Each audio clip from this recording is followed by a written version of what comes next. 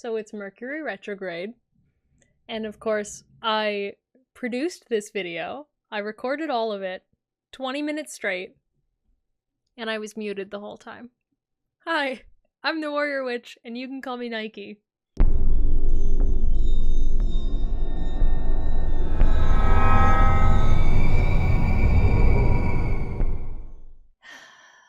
Technology issues aside, as you would expect during a Mercury retrograde, quick life update and then into the video. I have moved. We're here.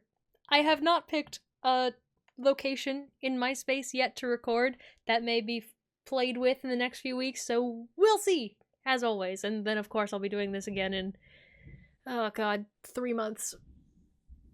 So stick around for that fun. Also, if you hear any rolling sounds or stepping sounds, that would be a baby upstairs. Don't worry about it. So, let's get into our very controversial topic today. And I know it's going to be controversial because it has been brought up in our community before and became very controversial. So, let's spark some controversy, perhaps. I'm gonna bring up my notes because I am prepared. A prepared witch is a happy and successful witch. The algorithm. And more specifically, algorithm publishing. Now, this is a very tricky topic because it can be quite intensely personal for a lot of people, especially authors on both sides of the types of publishing, traditional and algorithm. It's just very touchy, and I think that it is important to acknowledge that. And I want to go into this with the understanding that I am not looking to offend anybody. I'm not looking to call anybody out. This is not about any individuals. This is not about authors themselves as people and as producers. It's not even necessarily about any individual anywhere. It's more about larger ideas and what these ideas stand for. With that in mind, that this is not meant to upset anybody, it's not meant to call anybody out, it's meant to simply talk about a topic. Let's get into it. We all sort of have an understanding of what algorithms are. They're how data understands what we're interested in to feed us more things that we might be interested in. We see this on YouTube, we see this on TikTok, we see this on Instagram. Basically anywhere that we have on social media is going to be driven by an algorithm of some form. And algorithms themselves, I want to start with, are neutral. They are not good or bad. They just are. We feed algorithms information. Information is also neutral. It is just data, points on a graph. What the algorithm does is it takes what we look at, what we interact with, it calculates how long we've been looking at it, and essentially generates an idea of, well, this is what this person is interested in. They click on it, they comment on it, they give it a thumbs up or thumbs down, or a like, depending on the platform. They engage with it in some form, regardless of what that form is, and that is information. And because you have interacted with it, regardless of how, it goes, noted, I will find you something similar. Now, it doesn't matter whether or not the view is a view because you like it or because you dislike it. It does not matter whether the comment is saying, I love this, please make more, or I hate you, please go away forever and never make anything like this again. It doesn't matter what the content of that message is. You made a comment. Period. And the I love this, make more, and I hate this, never make it again, hold equal value in the algorithm. You understand? A comment is a comment. And both of those people, the hate comment and the like comment, will be shown more of that kind of content because they have interacted with it. The issue with algorithms comes in when we add in the human element. So it's the human element of bias as we interact with the algorithm, and it's the human element of bias as the algorithm is programmed. Because while the information that is being fed is neutral, the algorithm itself is neutral, human bias plays a role. We've seen this really notably in the past 2 years on TikTok in particular, and I want to talk about some of that. On TikTok, we have seen that the algorithm actively suppresses certain voices, certain topics, certain words even. With this algorithm, we have seen, especially during civil rights movements, certain messages being suppressed, and it's not always the ones you think would be. So when we had several different civil rights movements going on over the past 2 years, we found that TikTok was actively suppressing people trying to talk about it, trying to just say this is happening, because there is human bias involved. There's also bias involved in who is shown and why.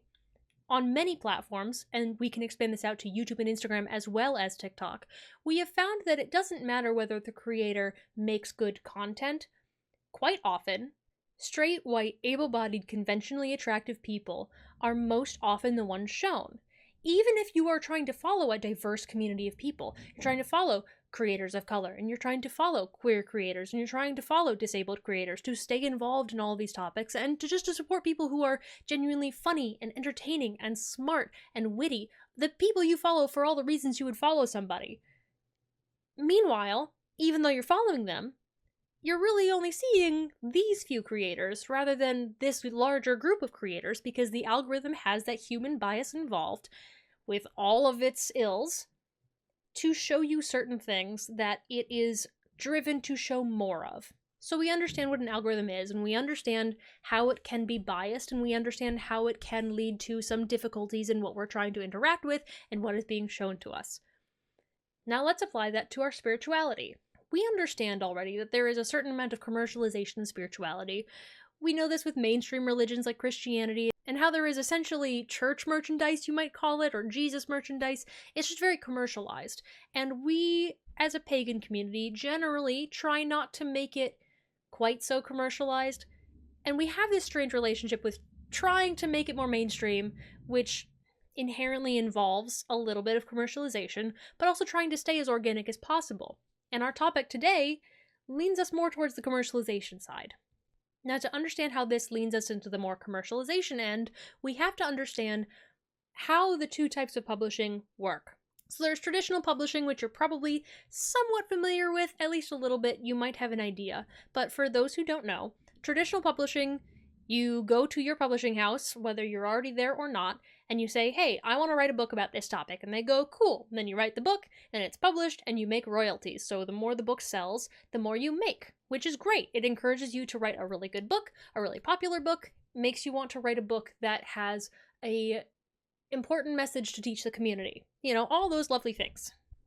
And when a book is good, and you're purchasing that book, and you're reading that book, and you're recommending that book to your friends, it is supporting that author. Now, algorithm publishing is a little bit different. Algorithm publishing is kind of different from start to finish.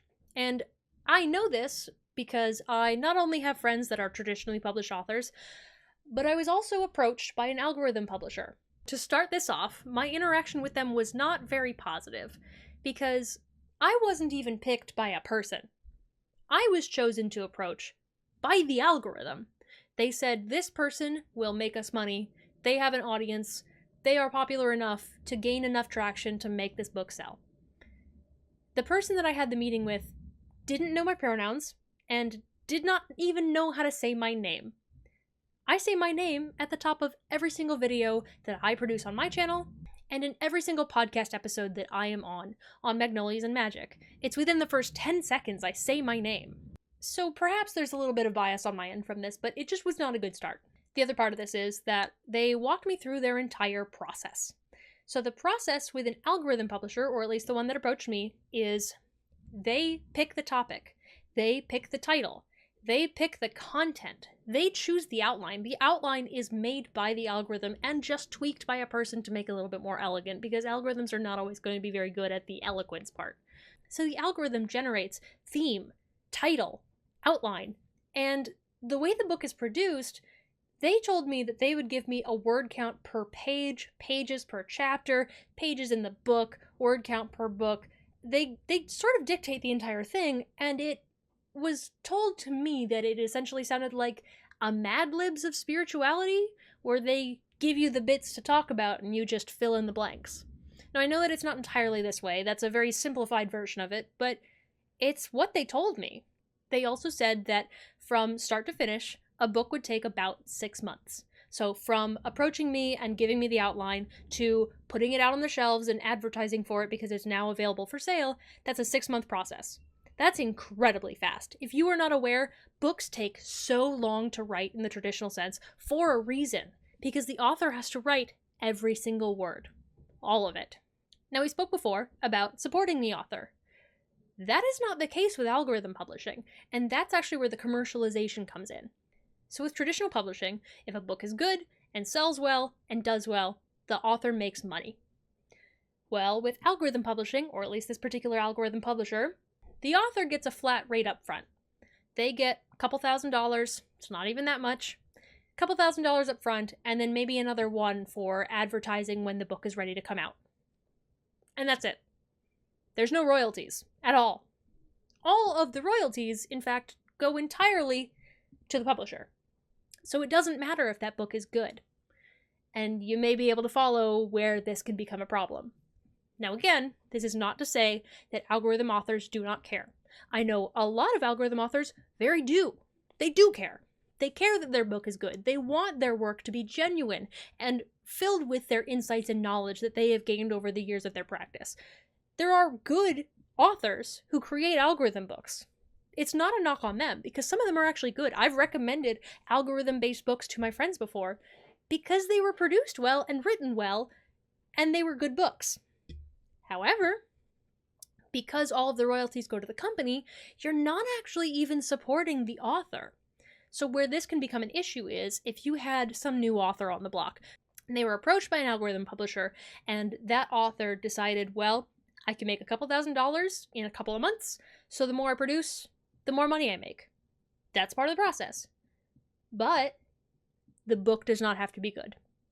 So they could produce a really terrible book filled with misinformation, no sourcing, doesn't matter, entirely UPG, none of it has any relevance to anything anyone has ever done or said, and none of it makes any sense. It doesn't matter. If they can get it to sell, they make their money. Now this is the opinion zone for realsies. I want to say that I don't think that the algorithm should dictate the future of spirituality.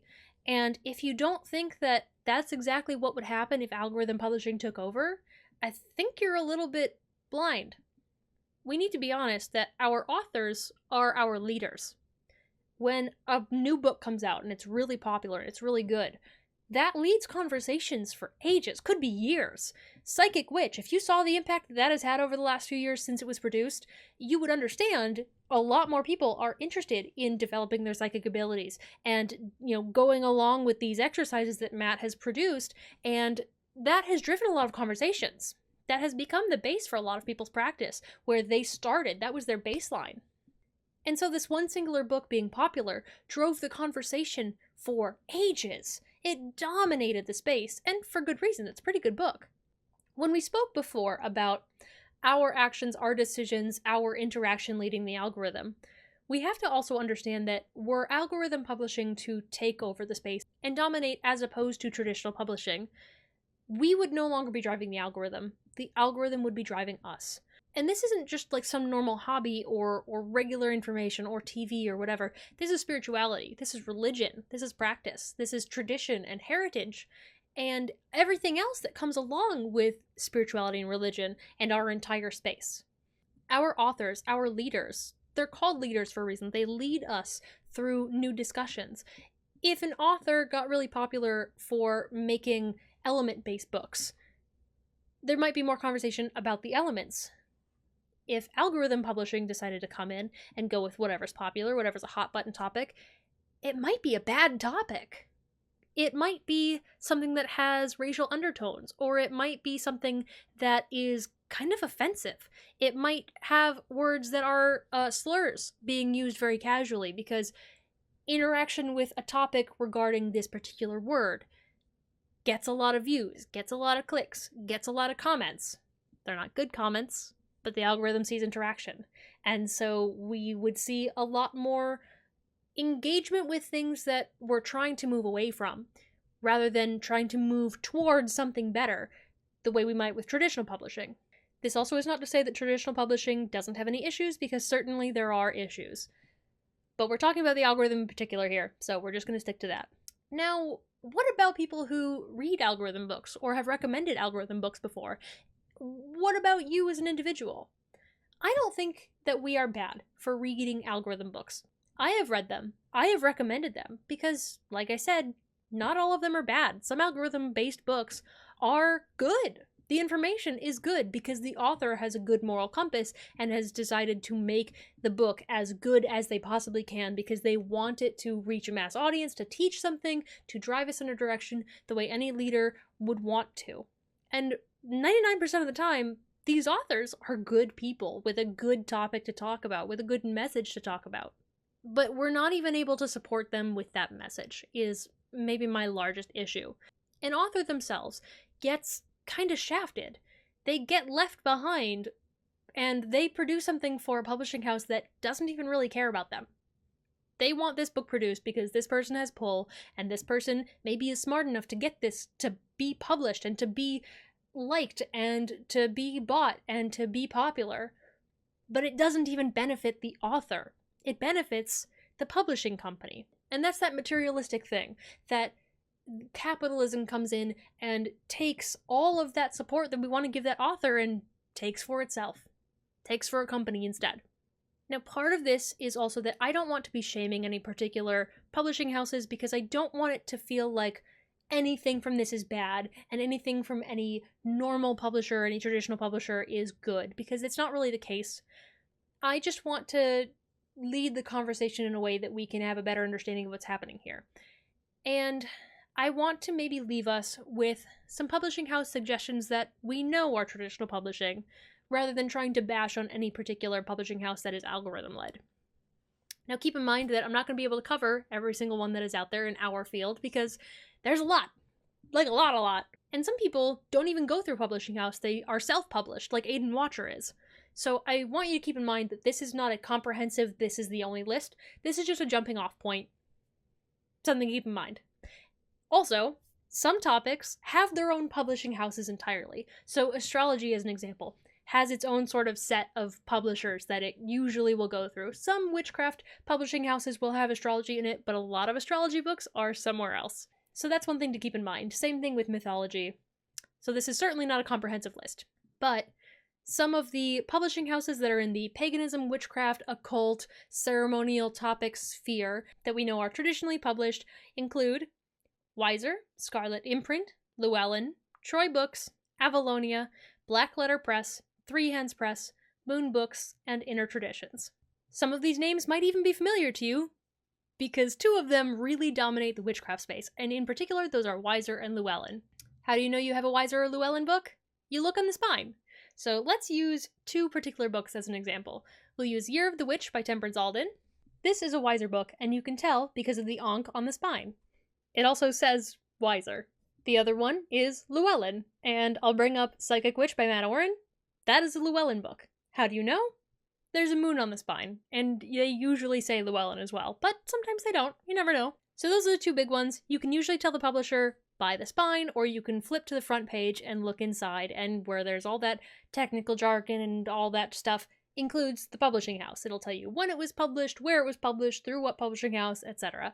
And one final time, I don't want anyone to think that this is meant to be a personal attack, because it's truly not. I just hate to see the authors that are putting their heart and soul into something get the short end of the stick because a publishing house is being greedy and not giving them something as simple as royalties when their book does well.